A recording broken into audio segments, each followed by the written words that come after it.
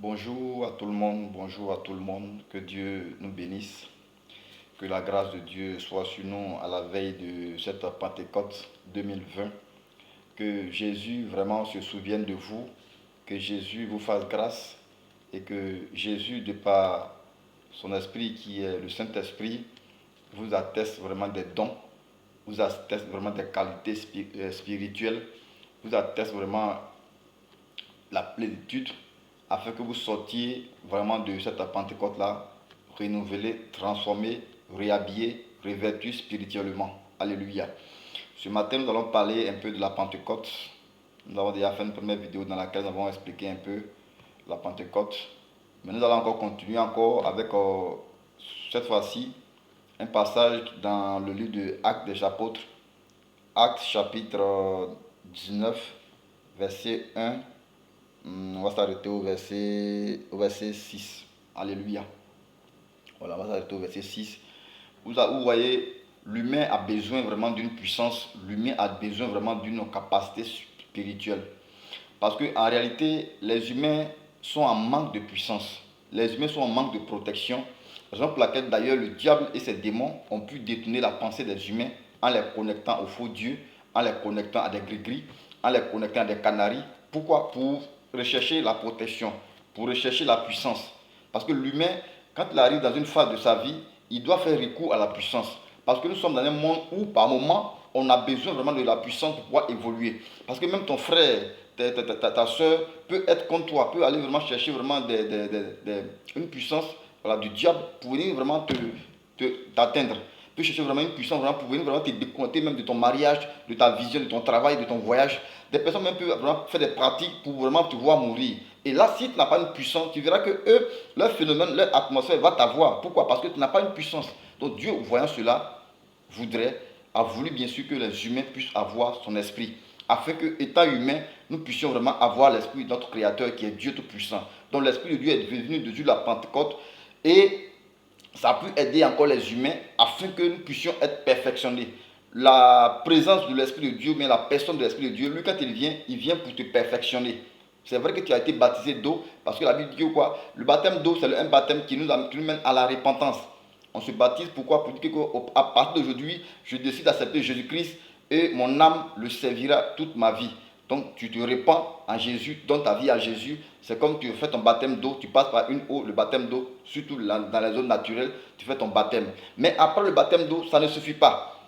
Alléluia, ça ne suffit pas. Ça ne peut pas te blinder, ça ne peut pas t'accorder vraiment cet équilibre-là qui pourra vraiment te maintenir dans le spirituel. Il te faut encore un autre baptême. Mais cette fois-ci, elle n'est pas comme ça, en eau, mais elle sera de manière spirituelle. C'est le baptême du Saint-Esprit. Alléluia. La Bible dit quoi? Aujourd'hui, le baptême du Saint-Esprit, ce n'est pas parce que tu vas le recevoir comme les disciples l'ont reçu dans la Bible, dans Actes des Apôtres, quand ils ont écrit, non. Mais pour toi aujourd'hui, celui qui a le baptême du Saint-Esprit peut t'imposer les mains, peut prier pour toi pour que tu le reçoives. Alléluia. Quand on le désire, on peut prier pour toi pour que toi aussi tu puisses le recevoir. C'est pour que d'ailleurs nous allons lire ce passage rapidement, vous allez voir Actes chapitre 9, verset 19. Il dit quoi? Pendant qu'Apollos était à Corinthe, Paul avait, après avoir parcouru les hautes provinces de l'Asie, arrivé à Éphèse. Après, ayant rencontré quelques disciples, il leur dit: avez-vous reçu le Saint-Esprit? Il a rencontré des disciples et il leur a demandé: est-ce que vous avez reçu le Saint-Esprit? Alléluia. Et quand vous avez cru, est-ce que vous avez reçu le Saint-Esprit lorsque vous avez cru en Jésus?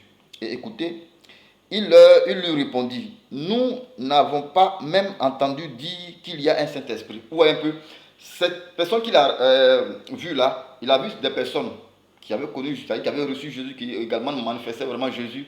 Et il leur a dit: ah, bien-aimé frère, est-ce que vous avez reçu le Saint-Esprit? Et ces personnes vont lui dire en retour que nous-mêmes, on ne sait même pas de quoi est-ce qu'il s'agit. On ne connaît pas même le Saint-Esprit. On ne sait même pas qu'il y a un Saint-Esprit. Waouh! Écoutons, on lit toujours le verset 3. Il dit quoi? De quel baptême avez-vous été baptisé? Et ils lui ont répondu: du baptême de Jean.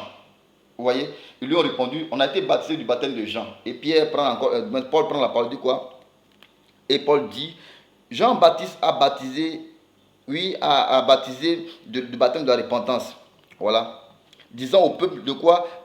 De croire en celui qui allait venir après lui, qui était Jésus. Voilà. Paul a dit que quoi? Jean-Baptiste allait venir avec le baptême d'eau pour baptiser, pour que les humains puissent croire en celui qui allait venir, c'est-à-dire qui était Jésus. Donc c'était le baptême de la repentance. Mais ce n'était pas tout. Alléluia, c'était pas tout. Et la Bible dit que quoi? Sur ce, Paul leur quoi, imposait les mains et priait pour eux, pour que l'Esprit de Dieu descende sur eux. Parce que lui, Paul, il avait l'Esprit de Dieu. Donc l'Esprit de Dieu est descendu sur eux. Et dans le verset, comment on dit ça?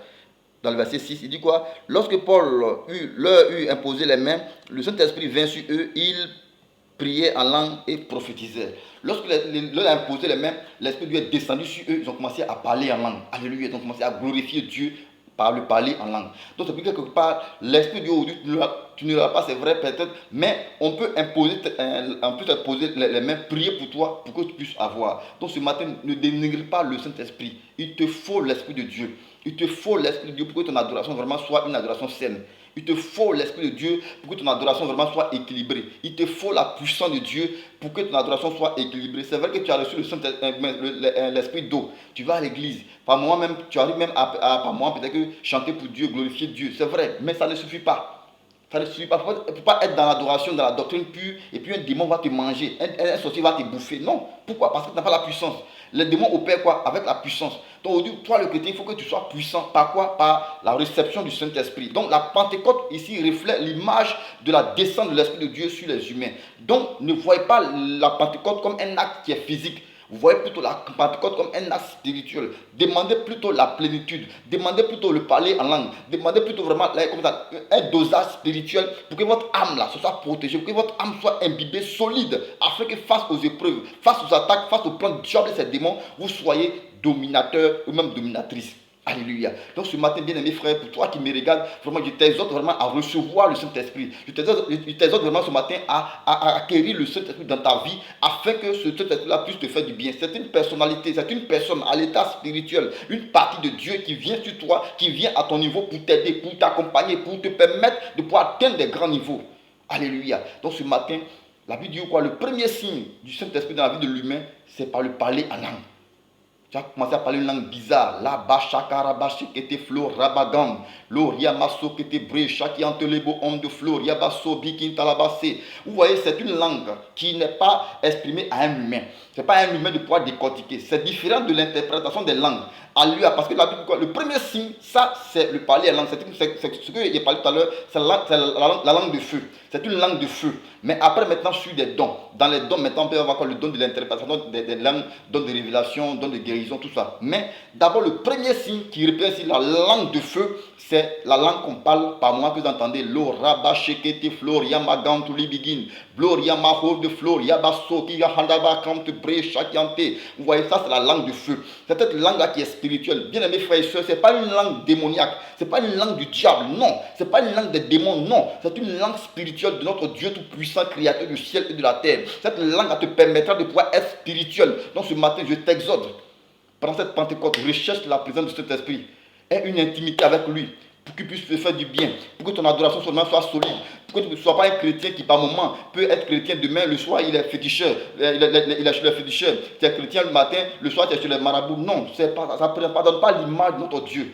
Tu es chrétien à 100%, matin, midi, soir, tu es blindé. Parce que face à toutes les épreuves, tu es fort et tu es puissant. Donc ce matin, que le Seigneur vous fasse du bien, que la grâce et la faveur du Seigneur se reposent sur votre vie. Allez-y à la rencontre de Saint-Esprit lors de cette Pentecôte de manière spirituelle. Demandez plutôt les âmes spirituelles. Demandez plutôt un blindage spirituel et je vous assure que vos âmes seront équipées pour la gloire de notre Seigneur Jésus. Que Dieu vous bénisse, que le Seigneur vous impacte ce matin au nom puissant de Jésus. Amen. Soyez bénis, que la couverture du Seigneur soit sur vous. Amen.